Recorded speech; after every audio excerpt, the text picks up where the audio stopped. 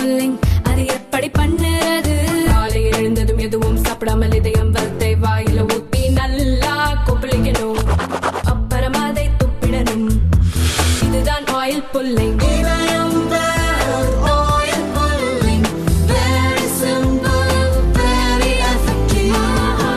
சென்னை பூந்தமல்லி மற்றும் அதனை சுற்றியுள்ள பகுதிகளில் இரவு நேரங்களில் ஆட்டோக்களில் கஞ்சா, போதை மாத்திரைகள் விற்கப்படுவதாக பூந்தமல்லி போலீசாருக்கு ரகசிய தகவல் வந்தது. தனிப்படை போலீசார் தீவிர கண்காணிப்பில் ஈடுபட்டு வந்தனர்.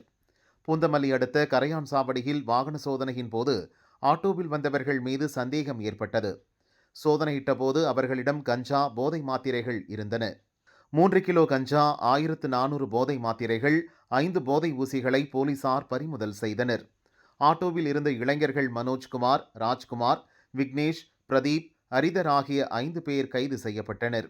இவர்கள் 5 பேரும் பகல் நேரங்களில் ஆட்டோ ஓட்டும் தொழில் செய்வதும், இரவு நேரங்களில் ஆட்டோவில் கஞ்சா மற்றும் போதைப் பொருட்கள் விற்பனை செய்வதும் விசாரணையில் தெரிய வந்தது.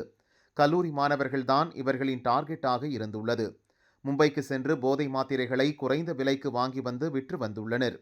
இவர்களுடன் தொடர்புடைய நபர்கள் யார் என்பது பற்றி போலீசார் விசாரிக்கின்றனர்.